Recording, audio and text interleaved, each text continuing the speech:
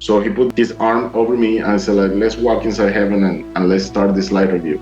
And the way that I explain the life review is all the good and bad that you did during your life. So you can feel how you make other people feel in good times, in bad times. So it's just a reflection of your life and what you did for others.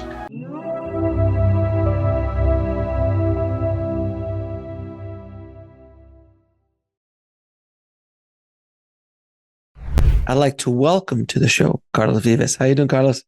I'm doing good. Thank you, Alec. Thank you for inviting me to your program. I'm really glad to be here. Thank you. Thank you so much for coming on the show, my friend. I'm excited to talk to you about your book, Help from Heaven, and your extraordinary near-death experience. I've had many near-death experiences on the show, but everyone's different. Everyone's got a different story, and there are some similarities, but yours is a very, very interesting one. So my first question is, what was your life like before your near-death experience? What was your spiritual path? If you even had a spiritual path, what was your life like before then? Okay, well, I was raised Catholic. All my life, I used to go to church with my family when I was little. But once that I moved to Atlanta more than 20 years ago, I started just working, and I put my spiritual path on the side because everything was about work and the best in life. And I never pay attention to that. The only thing that I was doing since I was a child and today is being praying all the times because praying bring me comfort. It doesn't matter how your life is. It doesn't matter what you're going through. I always pray, and I recommend people to pray because I believe that will center your soul. Whatever you're doing, it's like you go in peace with God. Mm-hmm. And how was my life before? Like I said, was no spiritual path at all. It was when I was a child because of my family, Catholic family. But after that, no, nothing like that. After my near death, yeah, it was like another world opens in front of me. And I start with this thirst of knowing, okay, there is something going on here. And how this started. The way that this started is because I didn't understand what happened to me, right? So I said, who I need to ask this question? Maybe I'm going to have to go to church and ask the priest, like, what is a near-death experience, right? I didn't know the name of near-death experience or anything, but I went to several churches looking for an answer, and they didn't want to talk about it. And after I tried 2 or 3 or 4 times in different churches, I said, you know what? I don't want to say anything. I just go home, and I'm going to Google, what is this? Maybe another person in another part of the world happened the same that happened to me. And when I Google near-death experiences, there are millions of people. I was like, what? This is a huge community. I didn't know. I feel comfortable. I said, oh my God, I'm not the only one that this happened. Like yesterday, I was talking with one person from the Near-Death Experience International here in the United States. He said, every day every week, more than 1,000 people have near-death experience just here in the U.S., but nobody wants to talk about it. Yeah. Wow. And I was like, wow, yes. It's a spiritual transformation because it makes you stop your life and make you see life differently. Like when I come back from the near-death experience, I say, okay, there is something else that nobody wants to talk about. There is nothing else that I saw on books. There is more stuff like in the other side, And after I came back from my near death, I just want to be in contact with nature. Why nature? Because it made me feel that I was in contact with God. I started doing waterfall chasing. So I was every weekend for almost 4 years. I started going to waterfalls. And I spent all day with waterfalls, going to rivers, mountains, the ocean, and that it bring me a lot of clarity and a peace with myself. I stopped watching TV. I stopped watching the news because every time that I was turning the news, everything was horrible. Everything went past bad, and I feel my peace and my energy was coming completely down every time that I was turning the TV. So I have a friend that she said to me, Carlos, you know how I call the TV? I said, I know how you call the TV. It's like a cyclops with one eye. And as soon as you turn the TV on, the cyclops grab you and doesn't let you go. So you need to keep that cyclops turned off. and start working inside of you, your spiritual path. Yeah, that was my life before. Like not spiritual at all. Everything started once my near-death experience happened. So take us through your near-death experience. Okay, my near-death experience happened in 2015. One morning I wake up, I go to my living room, I sit down on my sofa, and I turned the TV on, and on the TV was the news, with the news that it was a massacre of a kids on a school. So I feel super bad, and I turn the TV off, and I say, okay, God, this is it for me. How these beautiful kids, that their innocent souls have to die. This is not possible. If there is a God, you need to explain me. You need to give me an explanation why this is happening. I don't want to believe anymore if you don't tell me how this happened. Of course, I don't want to imagine that he's going to take me to heaven and I have all this experience to explain me this, right? Anyways, in that moment that I asking God from the bottom of my heart, like what's going on, my phone rings. I grabbed the phone. It was one of my best friends. Carlos, what are you doing this weekend? I said, nothing. Why? My family is want to go to the beach. We're going to Panama City. Do you want to go? I said, yeah, let's go. So we planned the trip. We traveled to Panama City Beach. A lot of stuff happened on the way there for us to stop the trip and go back to Atlanta, like 15 red flags. I wasn't superstitious, so I didn't believe any of these signs that were happening at that time. Now, if I see just one sign, I stop and turn around, because it's happened for a reason. And this is not just happening to me, this happened to everyone. I'm not a special person, this happened to everyone. So we drove to Panama City, we would go to different places to stay the day, but it was packed because it was Memorial Day. And I told my friends, you know what, let's go to an island, it's called Shell Island. And we need to go to this park. It's called San Andrews State Park. And when we get there, we get a shuttle boat and take us to the island. So we did that. We took the shuttle boat. The boat took us to the island. It was a beautiful day, blue skies, blue water. When we arrived to the island, it was around 9 a.m. in the morning. It was packed with people, the Bayside. So I told my friend, well, I didn't know all these people was coming here. So what about, let's go to the other side of the island, that's open ocean. So my friend said, yeah, let's go. So we went there. We walked to the other side. On my way walking to the other side of the island, there was a guy with 5 kids. And the guy said, excuse me, sir, excuse me. I was walking first. My friends were behind me. I said, yes, sir, what's going on? I said, like, where do you think you're going? I said, I'm going to the other side, sir, because this side is packed with people. I said, yes, but here is the most secure area of the island. The other side is open ocean, it's dangerous. The ocean is shocking, and you guys supposed to be here. I said, like, look, I've been coming here for more than 10 years. Nothing ever happened. Don't worry, everything's going to be fine. So like, okay, well, just be careful. So we continue walking. We arrived to the other side of the island. Like I said, this is a piece of land in the middle of the ocean. They don't have any palm, nothing, just sand, right?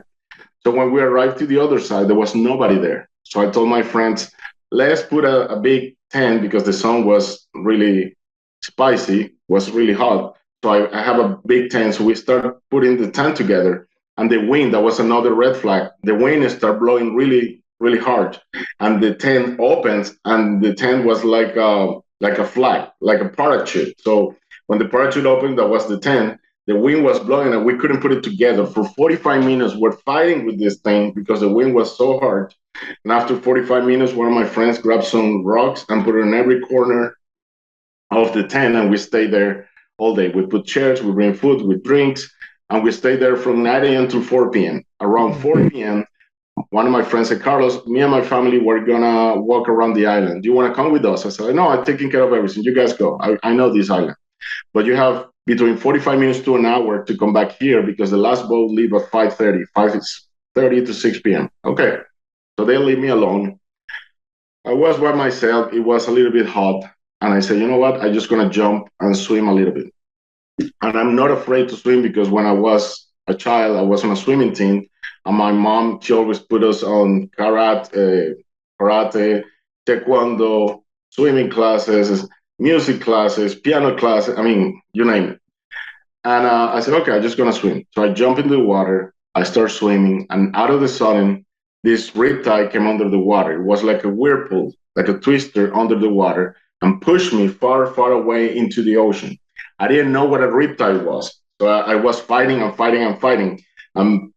The first thing that you do with a riptide is never fight with a riptide. And I was just fighting because I didn't know what it was, right? And after 30 minutes fighting and fighting and fighting and fighting, when I pulled my head out of the water, I'm farther and farther and farther away from the island. And this current is still taking me into the ocean. After 30 minutes, I have cramps on my arms, on my legs. And I said, you know what? There is no way that I'm going to come back alive from here.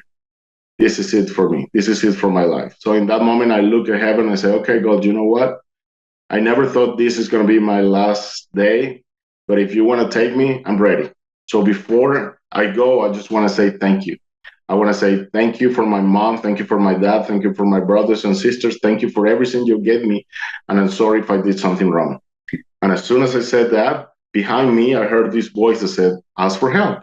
So I looked back. It was a very soft voice. And I was like, what? And I don't see anything. I just hear the water and the wind. And then minutes later, I heard again, ask for help.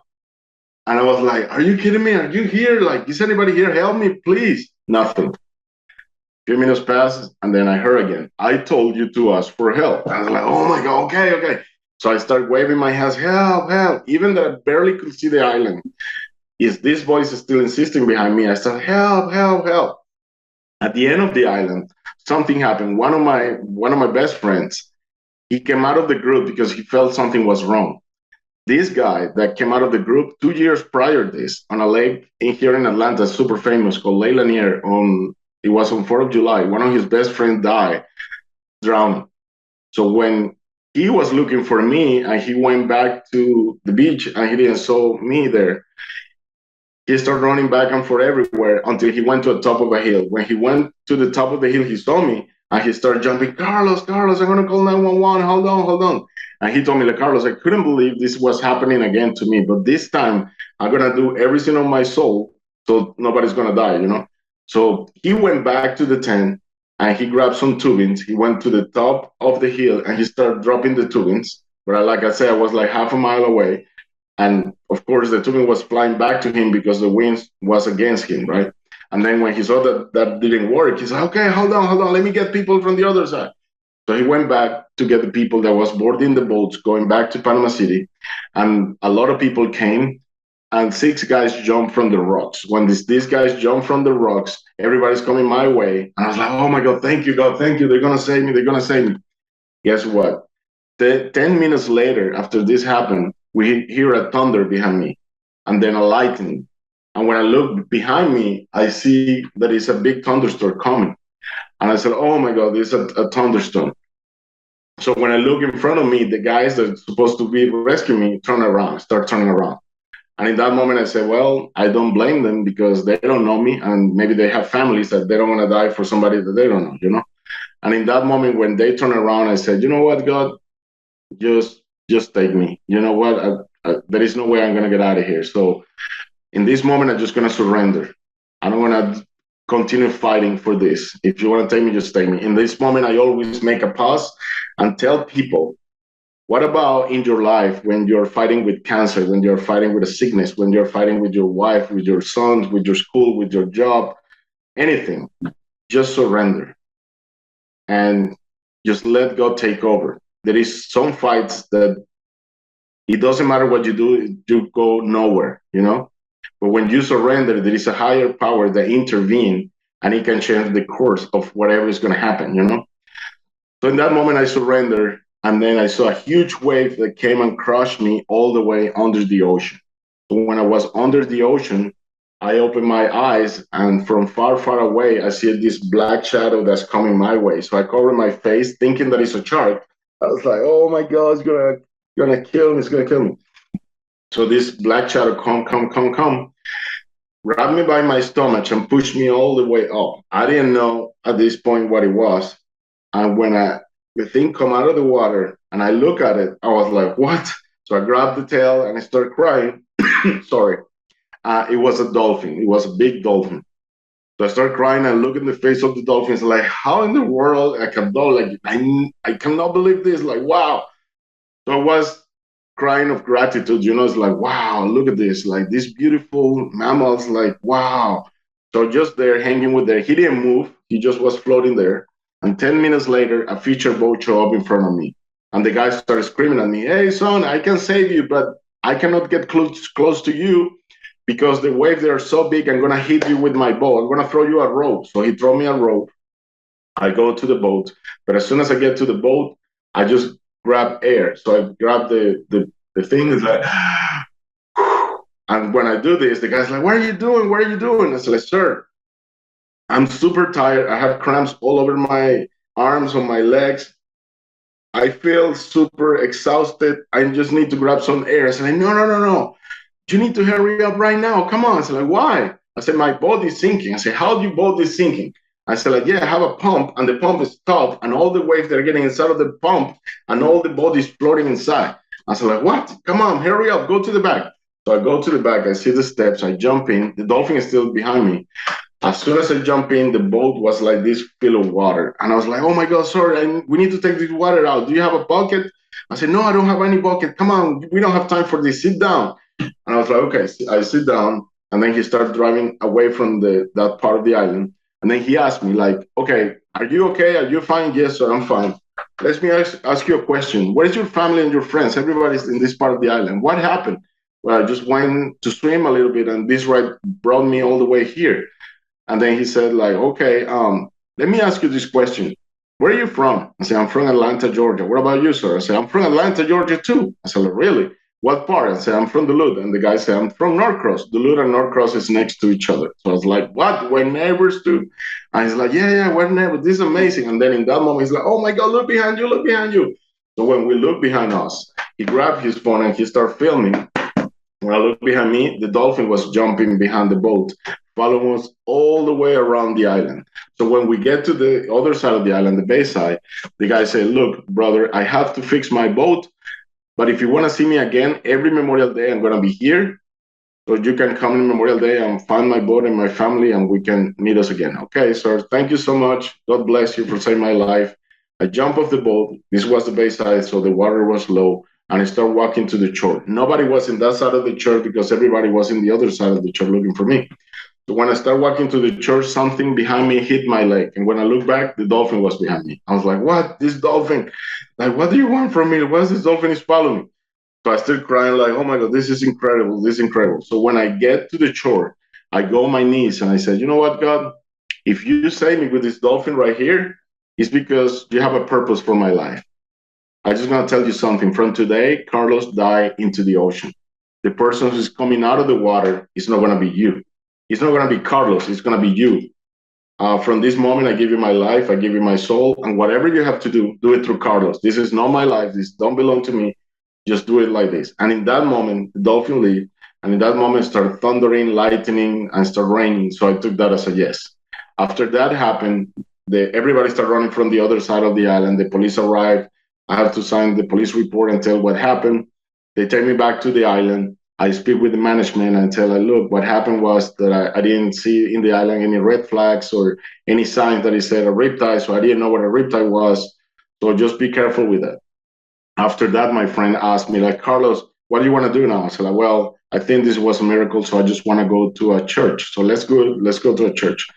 So we Google a church, and the closest church to San Andreas State Park is called, it was a Catholic church. And we drive there. When we arrived, the church was closed, but outside of the church was a garden with a big sanctuary. It was Virgin Fatima.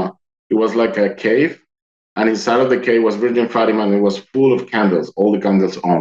So everybody that came from the beach with me, we did a huge circle, and everybody hugged each other, and we started praying. We prayed for like 20, 30 minutes. After we finished, my friend said, "Carlos, what do you want to do now?" I said, "Just take me to the hotel. I just want to get something to eat and take a shower." So they took me back to the hotel. I get something to eat, took a shower, and as soon as I put my head on my pillow, I was exhausted. I have an epiphany, like a dream. And in this dream, I look in front of me. I'm grabbing the handrails of a cruise, like a cruise that gone to the Caribbean, right? On the third floor of this cruise, it was the size of like the Titanic. So I grab in the handrail, look in front of me, and it's the blue ocean, blue skies. It's a super sunny day. But at the end of the ocean, I see something that is rising, is coming my way. It was a tsunami. I was like, oh my God, tsunami. So I covered my face. I'm going to die. I'm going to die. 10, 15, 30 minutes passed. Nothing happened. And after 30 minutes, somebody come behind me and push me like, hey, open your eyes and look at me. Wake up. Come on, look at me. I said, no, we're about to die. Look, the tsunami's coming. And he said, you're never going to die with me. Look at me. So I look back. I was like, who is this? So as soon as I look back, I saw what I feel it was Jesus, because that's what I feel in my heart it was. It was this big guy, who was like a 6'5", with a lot of light coming from his face. He was with a white robe. And he said to me, Carlos, please close your eyes. So I closed my eyes. He hugged me from the back. And then 10 seconds passed. And then he said, Carlos, now open your eyes. So I opened my eyes. He's opening his arms. And when I look in front of me, I'm in heaven. So imagine how Chogan was like, what? I'm in heaven. That means that I'm dead. And I look back to him, he's like, Jesus, no, you need to take me back. I cannot die right now. I have a lot to do. And I said, Carlos, you didn't die yet, but you make a promise to me, and you need to fulfill that promise. Welcome to heaven. From today, you're part of me and part of all them. From today, you start walking with me and walking with all of them. When I see all of them, there are millions of people dressed in white robes. And then Jesus asked me, do you have any questions? I said, yes. Number one, where all these people come from? And they said, they're coming from all over the world. Number two, what is the true religion here in heaven? I say, in heaven, there is no religion. When you come to heaven, the only thing that you're going to find is love. Love is the most powerful force in the universe. And that's where I'm going to unite the whole humanity in one again. And as soon as he said that, I said, okay, let's do a life review. So he put his arm over me and I said, like, let's walk inside heaven and let's start this life review. And the way that I explain the life review is all the good and bad that you did during your life, so you can feel how you make feel other people in good times, in bad times. So it's just a reflection of your life and what you did for others. After this end, Jesus said, Carlos, I want you to go back and tell everybody what happened here. So he pushed me back. Next morning, I wake up. I told all my friends. We drove to Atlanta. On Monday, I go back to work. Like I said, I've been working in my company for almost 20 years. And I go in my office and say, hey, guys, to other managers, guess what happened this weekend? I went to Panama City Beach in Florida, and this huge dolphin came when I was drowning and saved me. I was like, yeah, right, Carlos, whatever. And then somebody behind me said, I believe you. And when I looked back, it was my boss. And so like, why do you believe me and they don't believe me? And my boss said, because all of them, they're atheists. I'm Christian. Number two, I want you to go on your computer and Google how many people has been saved by dolphins through history. I said, like, what? Google it. So I Google it, and a lot of people has been saved by dolphins. Actually, a little kid from Cuba, Elian, it's a big story about this kid that was saved by dolphins. And then I said, like, wow, this is amazing. And then my boss said, now Google how many dolphins get killed in the other side of the world every year. So I Googled on the other side of the world, the other hemisphere, 100,000 dolphins get killed every year, and they're still saving people. I was like, wow, this is crazy. Now Google how many people die by riptide current in Florida every year. So I Googled that. Guess how many? More than 100 people die every year by riptide. It's the silent killer. Now he said, and the last one, Google, what is the meaning of dolphin for Christians? So when I Googled that, he said, the dolphin represents Jesus, is the hope of eternal life. In thousands of years ago, Romans, they used to put the dolphin like angels that used to go to heaven and deliver the souls from earth. And that's when you go to Italy and you go to Rome, you see dolphins everywhere in the sculptures, like statues of dolphins everywhere. If you trace dolphins in back, you're going to find a lot of stuff that you're going to be like, wow. So that happened on Monday. On Wednesday, my job is a quality assurance manager. So I have to see what my employees do in the customer's house. And one of my employees broke a lamp in a customer house. So my boss called me and said, Carlos, I need you to go to this customer in Stone Mountain and repair this lamp that my crew broke or buy a new one. So, okay, cool. So I drive to this lady. When I knock the door, she opened the door. Carlos, come on, nice to meet you. I'm cooking right now, but could you do me a favor? Go to the basement, go to the last room, turn the light, and you will see a gold lamp on a corner. I said, sure. So I go downstairs. I walk all the way to the end of the basement. And when I turn the light on that room, I see the gold lamp on one side, but next to the lamp was a huge painting on the wall. And guess what it was? The whole scene in heaven with Jesus, Jesus in front of thousands, millions of people. Jesus was in the middle. Under Jesus was the ocean and a dolphin jumping in the ocean. I was like, what? This is crazy. So I started crying because it was very overwhelming for me. I was like, how this is happening? So the customer listened to me that I was crying, and she go, Carlos, is everything okay? What happened? What happened? Do you fell or something? So she come downstairs. I said, excuse me, ma'am, but this is unbelievable. Where do you get this painting from? And she said, well, 3 years ago, a friend of my family came here and he started doing this painting. He brought a big canvas and did this painting for my family. And because this is the only place that we have in my house that's the big wall, that's where we put it right there. We don't have any other place to put it. But if you want to take pictures, let me turn the lights. So she turned the lights and took pictures. That happened on Wednesday. On Thursday, I called my best friend, told the story. He lived in Woodstock, Georgia. That's 1 hour away from my house. After I told him what happened to me, he said, like, Carlos, you need to go to church. This is a testimony. You need to tell people what's going on. I said, like, bro, are you kidding me? I'm not going to tell that to anybody. Who's going to believe me that? No. And you know how many haters are out there? And they're going to start messing with this? I'm like, no. But anyways, he was talking to me for about an hour. After an hour, he convinced me. I said, okay, I'll go on Sunday to your house. Sunday arrived. I go to his house. We get breakfast with his wife. And then he said, like, okay, what church you want to go? I said, like, I don't care what church, because God told me, Jesus told me that it doesn't matter the religion, everything is love. So whatever is first around your house. So we Googled a church, and the church close to his house was called St. Michael the Archangel. So we drove to this church, and when we arrived, I never been there, he never been there. Parking lot was hundreds of cars right there. Everybody was celebrating something. There was balloons everywhere, music, and I was like, what's going on here? So a lady next to her car, I asked, excuse me, ma'am, what's going on here today? And the lady said, well, this used to be a little church, but today we're inaugurating this huge church. It's like a cathedral. And you guys came on time to see the whole thing. I said, okay, cool. We watched the whole inauguration. And at the end, we spoke with the priest and told him that I have a testimony. And the priest said, okay, go to stage. So go to stage. I start telling my story for the first time. And when I'm in the middle of the story, a 17-year-old raised her hands and said, excuse me, sir, excuse me. I said, yes, I want to interrupt your story. I said, okay. Something going on? I said, yes, I want to ask you a question. Sure. How Jesus was with you? I said, he was behind me. What he was dressing? He was dressing a white robe. Where you were in front of him? What he was doing? He was hugging me from behind. Why? So this girl put the black hair. She had black long hair. Put her hair in front of her. She turns around, and as soon as she turned around, she had a painting on the back of her teacher, and it was this painting right here. I don't know if you're gonna see it. It's called. Do you see it? Okay. It's called Forgiveness. That paint. There you go. You got it. I sent it in the book. Yes, you did, sir. Okay.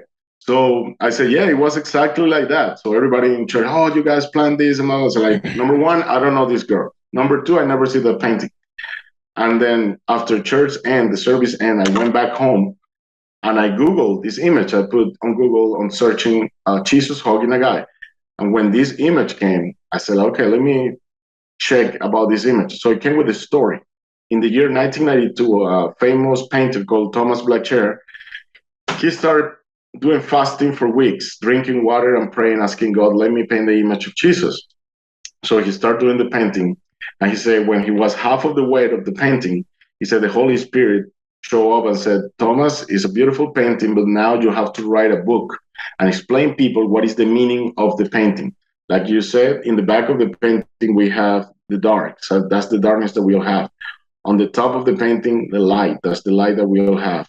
In the center, when Jesus put his hand in our heart, is the love that Jesus has for us. And everything around the painting, you have to explain. So he wrote a book. And what's the name of his book? It's called Forgiveness. Mm-hmm. That's how my story ends. When I was in heaven and when I finished my life review, Jesus told me, Carlos, you need to tell people in order to continue living life on earth, they need to forgive. More than 98% of people around the world have childhood trauma, and they need to heal that trauma. How are they going to heal that trauma? With forgiveness.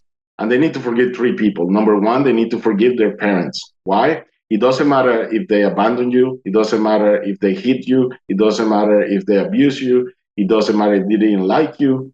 They did the best they could to give you the best you have. Why? They didn't have a manual to raise you. Number two, you need to forgive your inner child. Why? Whatever happened in your childhood, you couldn't do anything. You was a baby. Nobody could help you. So it's not the baby's fault. So it's time to grab that baby inside of you, give it a hand and give it a hug and say, you know what? From now on, everything's going to be fine. And number three, you need to forgive all the people that harm you during your life. Why? When you forgive your parents, your inner child, and the people that harm you, you're not forgiving them, you're forgiving yourself. From that moment, you open your heart. And from that moment, you throw away all the hate, all the resentment, and all the poison that have been eating you inside of you and then becoming cancer and becoming another, all those resentments that you keep inside of you, you forget about it. But your body have memories. And these memories are still there intact. And then with time, they start eating your body. And that's how they start eating, become sickness, So I said, wow. And Jesus told me, after you forgive, it's like you get a string with a balloon and just cut the string and let the balloon go. You're free. And when you're free, you start living your purpose in life. And what is the biggest purpose in life? You said everybody's looking for a purpose left and right, and nobody can find the purpose. Very easy. The biggest purpose in life is called service. Why service? Because when you die, you don't want to take your mansion, your cars, your Bitcoin, anything, your titles or who you are, nothing. What you're going to take is how many people you help, how many people you give shelter, how many people you give food, how many people you give advice, how many lives you change outside. What was the blueprint that you left on this world? Look, Mother Teresa of Calcutta, Mahatma Gandhi, Nelson Mandela, Princess Diana, the only thing they did was service. And their legacy is still continuing until today. And my final question that I ask everybody is, what are you doing today to leave a blueprint of love, a blueprint that's going to be in the heart of everybody that you meet today? And when you leave this world, your blueprint is going to continue working for generations. And that's my story. My God, my friend, that was intense. And it's such a beautiful story, by the way. And it's so inspiring. The thing that's interesting about your near-death experience is that you didn't die. Mm-hmm. You had your near-death experience in a dream. Yes. The night of this near-death, almost dying scenario. So arguably you were probably exhausted. There was, your mind was probably dehydrated. There was a bunch of stuff going on. Mm-hmm. So who knows? Maybe you did die a little bit when you fell asleep and woke up again. Who knows? What you said, like some people say, oh, you didn't die. That wasn't a near-death experience. It's called near-death experience. Hello, near-death. You are close to die. So I was close to die. That's what it's called near-death. There are a variety of near deaths. So my near death was spiritual near death. I reborn again in that moment that I was being saved by the dolphin and by God, And from that moment, like you said, it could be a dream, But what happened after this happened, a series of miracles started happening in my life. Right. So I didn't pay attention to this. I don't want to think about this anymore. Maybe this was a dream. And then a lot of stuff started happening left and right. Messages, and a lot of stuff. And I was like, okay, this wasn't a dream. So this was real. So one of the first things that happened, and I don't know if you heard in another interview, but I was walking to Walmart. That was one of the first things. And my sister called me from Miami because she's a school teacher. And she's a 5th grade school teacher. And she said, Carlos, what are you doing? I said, I'm going to get some groceries. I said, well, when you get home, I want you to go to Netflix, I think it was, and watch this movie. It's called The Letters. I said, The Letters? What letters? I said, The Letters of Mother Teresa. I said, like, why? I said, well, Mother Teresa started having miracles like what is happening to you right now. And she was like you. She didn't want all this stuff because she didn't feel worthy of these miracles. And then she started writing letters to God, asking, like, why are you doing this to me, And then she died. Then the letters were found, and then they did the movie. And said, okay, when I get home, I watch the movie. I'm walking to Walmart. The glass doors of Walmart open. Guess who's coming out? 3 nuns of Mother Teresa of Calcutta. I was like, what? Kind of like, oh. And so when this nun, I almost dropped my phone on the floor. Like, oh, this is crazy. So I grabbed the phone and said, I'll call you right back. You don't want to believe this. And then I asked this nuns, excuse me, you're from Mother Teresa? I was like, hello, you watched that we're dressing like her? I was like, wow, yeah. So what are you doing here? So like, we live here. But are you from Calcutta, India? I said, yeah, we're from Calcutta, India. So but you're on vacation? I said, like, no, we live here. I said, you live here? Where? Mother Teresa house. Mother Teresa house. Like, what are you talking about? I said, well, in 1995, Mother Teresa came to Atlanta, inaugurated the house of the charity of Mother Teresa. So they grab ladies that are dying of AIDS and cancer and terminal illness, and they take it to this house, and the nuns take care of these ladies. So, wow, okay. So they asked me like, hey, actually, we're looking for volunteers. You want to be a volunteer? I said, sure. So they give me their address. 2 weeks later, I go there. They show me the house around. I couldn't get inside of the house because the house is just for ladies, right? But they show me then they have like a little library, like a garden, and they have like a classroom. And after they show me that, they say, Carlos, Mother Superior wants to talk to you. I said, okay, that's fine. I was studying on Catholic school, and Mother Superior was like, oh, Lord, Mother Superior. So I go to her office, and Mother Superior, Carlos, nice to meet you. Sit down. What a pleasure to have you here with us. Um, um, so are you here to visit us? Like, we don't have visitors like you every day here, you know? So is something happened to you? Is everything okay? I said, well, something happened to me and that led me to get here. So I don't know. I said, what happened to you? I said, well, so I told the dolphin story. And when I finished, I said, well, and at the end, I was in church and this girl stand up and she showed me the teacher and it was this image of Jesus hugging the guy. And she's like, oh my God, oh my God. She started like, oh my God, this is a miracle, this is a miracle. So like, what? No, this is not a miracle. So like, yeah. So she started praying. I was like, what's going on? And then she started yelling, all the nuns, come here, come here. So all the nuns come behind me. What happened? Carlos showing the nuns the painting. I said, like, well, this is the painting. I was like, oh my God, oh my God. So everybody started praying and praying and praying. And I almost faint, like pass out on the floor. So they bring me water with sugar because I was afraid. I don't know what was happening. And then when they finished to pray, Mother Superior said, Carlos, I just want to let you know that God brought you here. I said, like, no, God didn't bring me here. I found these ladies at Walmart and they met me here. That's why I'm here. I said, like, no. And let me explain to you how. So she opened a cabinet, get some pair of scissors and give it to me. So like, Carlos, I just want to let you know, look behind you. I said, behind me, what is it? And she said, look, so there is a box, okay? Grab this scissors. So she gave me the scissors. I want you to open the box behind you. So I opened the box. And when I opened the box, guess what was inside the box? It was almost 100 teachers with the same image like this. And I was like, what? And she said, yep. So in 2 weeks from now, we're going to have a spiritual retreat here for kids that they're going to get in alcohol, drugs, you know. And we're trying to save their souls. And that's what we're doing this retreat for them. And we choose that image. And now you come here from out of the blue and give us this story and show us this painting. So it's the same painting that we have here. So it was a really beautiful connection there, you know. And after that, they invite me to a summer camp for kids. They serve on a camp here in Atlanta. It's called Clarkston for refugees from all over the world. It's the biggest refugee camp in the United States.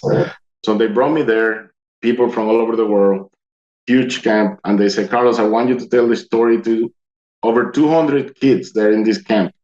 And I told my story and it was magical. So that was one of my first experience that I have with this story. Another stuff happened to me with time. One day I went to a park here in Atlanta. It's called Stone Mountain. A friend of mine, I was writing the book for this story, but I didn't have an editor. I didn't have a publisher, nothing, right? But a friend of mine said, Carlos, you know what? Let's meet tonight. You already have the manuscript for the first episode. So why you don't bring it to a restaurant that I'm going to be with my girlfriend and check it out? I said, sure. So he invited me to this restaurant. There's a Chinese restaurant. And the restaurant, I never been in this restaurant. And it was a really good area. So like, let me call this restaurant to see. I know it's Chinese, but what kind of food they sell right there? So I called the restaurant and said, well, we're a sushi restaurant. And just to get inside of the restaurant is $40 to get in, but it doesn't include any drinks. Also, with $40, it's like a buffet. But you have stations with, how do you call this? people specialize on different kinds of sushi. But that doesn't include the salad, that doesn't include the dessert, that doesn't include the drinks. It's like, oh my God, so this, and this was like in 2015. Imagine how much is now, with all this after the what happened, right, in these 2 years. So I said, no, this is too much money for something that I don't even eat. So I don't want to spend $40 on this, and I didn't have the money at that time too, neither. So I go to this park with some friends. It's called Stone Mountain. They have a powwow festival, this American Indian festival. And I stay all day there around 6 p.m. when the festival is closing. My friends that were with me to this festival said, Carlos, what are you going to do now? I said, well, I'm supposed to meet with this friend on a restaurant. But I called the restaurant and it's $40 to get in. I don't even eat sushi, and I don't want to spend the money if I can use the money for something else, And then it's like, okay, well, you can come with us and we can prepare food at home. I said, okay, cool. So we start walking out of the festival, and it was in the middle of fall. So all the leaves were falling down from the trees. And when we're walking to the parking lot, it started blowing like really hard, right? So I'm walking first. My friends are behind me. I'm going to my car. And then out of the blue, this paper that is all like in a form of a balloon is start coming all from all over the street and stop in front of me. So I put the foot on this paper, and everyone like, what is that paper? What is the paper? I said, I don't know. Somebody did like a ball of paper and throw it, I guess. I guess I'm going to throw it on the garbage can, right? But look what is inside. I said, okay. So I grabbed the paper. I opened the paper. Guess what was inside of the paper? Let me see, a coupon for this restaurant? Yes, coupons. Oh, it was actually $40 inside of this paper. $40? Like actual, 40. Like cash? Cash, yes. And they were folded on a cross. No, stop it. Yes. It's in my book. It's on my book. It's on my book. You're going to read it. It's more in detail. Yes. So everybody like freak out behind me, like, Carlos, what is this? Like, oh my God. I guess God want me to go and give them eat some sushi. Anyways, it was amazing. So it was like, wow.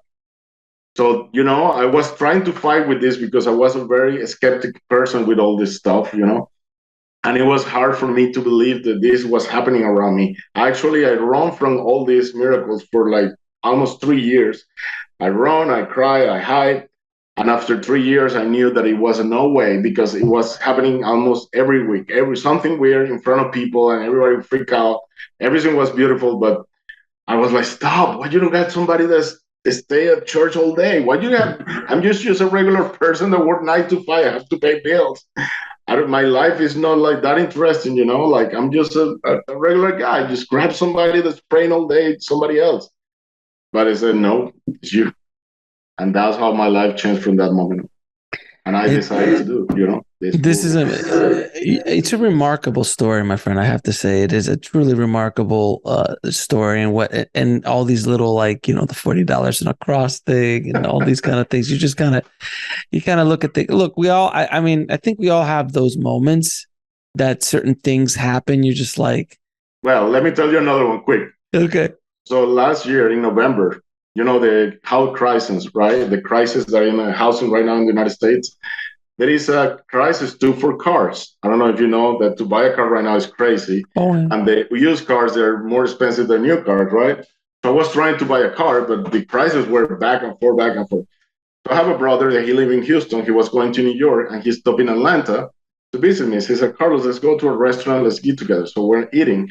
And he asked me, so what's going on in your life? How's everything? Well, brother, I'm trying to buy a car. I said, well, actually, I'm selling a car right now. I said, sure, yeah, what is it? So he showed me the picture of all these cars. I'm like, wow, that's exactly the car that I want. Like, I want a car like that. Wow, this is amazing. So like, well, Carlos, you need to hurry up because there's a lot of people that want to buy that car. I said, okay, you know what? Let me go to Delta Airlines and do the thing right now. So I booked the trip right there. I said, is your wife at home? Yeah, she's at home. I'm going to fly tomorrow morning and I'm going to grab the car. I give you the money and all that, right? So I bought the car. I come back to Atlanta. And my brother said, well, you know that you need to register the car and do all the paperwork. I said, sure. Let me go to the DMV. So I go to the DMV. And when I arrived there, that was in December, they gave me, an appointment for January. I said, you're going to come in January. And right now, because of the pandemic, you cannot enter into the office. Just check in with security, go back to your car, and then we're going to call you on your phone. And when they call you, everybody have to wait inside of their cars now. And then when they call you on the phone, you get out of your car and go inside of the office. I said, okay, cool. So the day of my appointment, I go super early because the day that I went in December, it was packed. So when I go super early, it was raining. So nobody show up that day at the DMV.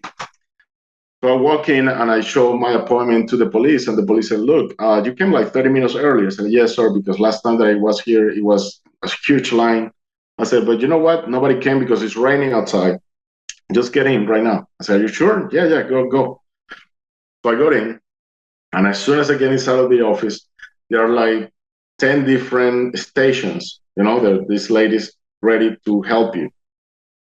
So none of them called me. And then out of the sudden, this lady come running. Oh my God, I'm running late. So she put her purse on the computer. She turned the computer and she fixed her hair. And she's like, oh my God, you guys, come on. You, the next, come here to my stand. So I just go to say, yeah, good morning. How you doing? I said, good.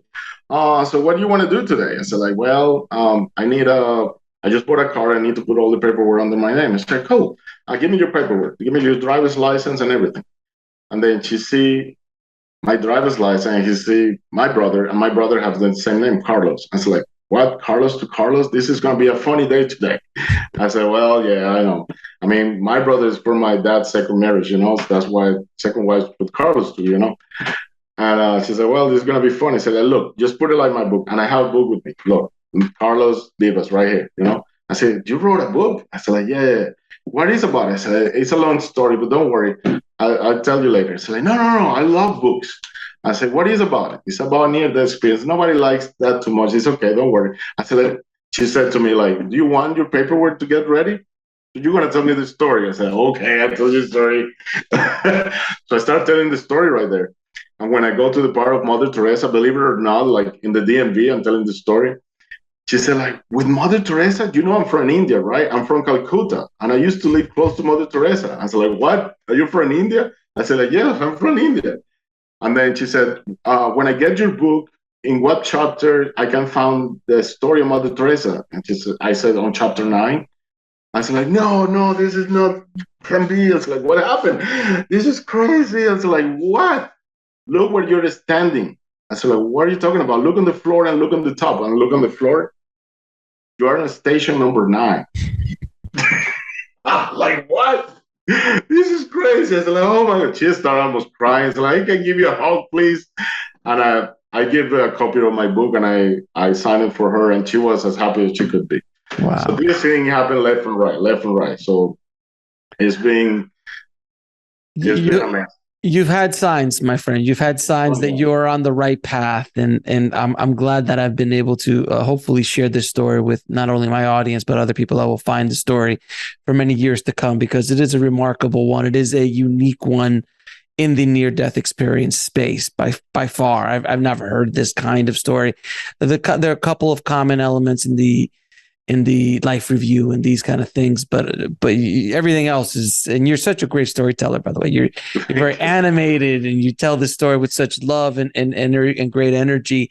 I appreciate it, my friend. I'm going to ask you a few questions to ask all my guests. Okay. What is your definition of a good life? Definition of a good life for me is to do good to others, live with love every day, because every day, and I tell people every day, you go to the frame of your door outside of your house, but you don't know if you're going to come back. And you don't want to repent if something happened, because I've been involved in another accidents when I was a child. I wasn't driving, I just was a child sitting on the back seat. And a lot of accidents happened to me. And every time that accident was happening, everything happened in slow motion. I don't know if you heard that before. Mm-hmm. When everything happened in slow motion, like your life come like a flash. And just like, oh, I didn't do this, I didn't say I'm sorry to this person, I didn't say this person, I love you. So you are on time to say I love you to the person that you love. You're on time to grab that phone and say, I love you, mom, I love you, dad, I love you, sister, I love you, brother. Every person in your family, because you never know for how long you're going to be on this earth. I just want to tell, good life is connect with nature. because when you connect with nature, you connect with the source, with God. Another thing that I want to tell people, try to walk barefoot because that's grounded. When you walk barefoot on the grass, you connect with the pound, like the heart of the planet. And that's going to drain all your stress from your body. It's called grounding. Guys can look at it online. Oh no, we had a whole interview with Clint Ober, who created or discovered it and has been talking about it for the last 30 years. Yes. Another thing that I believe is a good life, breathe. People don't breathe these days. So count till 10, go a space, pray. And another thing that I want to tell people, like when people pray, oh my God, I've been praying for years and nothing happened. Of course, because you're like a tape recording, just repeating and repeating and repeating one thing. It could be a praying, it could be a mantra, and but it's not about the praying. It's about the emotion that you put on the prayer. It's about the intention that you put on the prayer. It's about the energy you put on the prayer. That's what is going to activate the mail that you're going to send to heaven, So that's what it's going to bring. It's not just repeat one thing over and over and over again and ask, like, you need to ask for gratitude. You need to be grateful for your house. You need to be grateful for your job. You need to be grateful for your parents, your brothers, your sisters, for everything you have around you. Earth is a big school, so we came here to learn and to give love to others. That's what I think is a good life. And where can people find out more about you and your book, Help from Heaven? Help from Heaven, you can find it on my webpage. It's www.helpfromheaven.org, or you can go to Amazon and get Help from Heaven. You can ask Google, take me to Help from Heaven, Miracles Happen When You Believe. There are 3 books, but mine is Help from Heaven, Miracles Happen When You Believe. You can go to my Facebook page. It's called A Dolphin Miracle, based on the book Help from Heaven. My second page on Facebook is called Beyond Near-Death Experiences. And that's where you can find me. Carlos, thank you so much for sharing your story, my friend, and keep up the good work. And hopefully this will inspire people to have a better life, to think about things, to be grateful about life, and to be of service to other people. So it has been a pleasure, my friend. Thank you again so much for all the work you're doing. Thank you for inviting me to your program. Thank you, everybody, for watching this program. And I send a big hug to everybody and blessings to everybody that's watching this program right now. God bless everybody.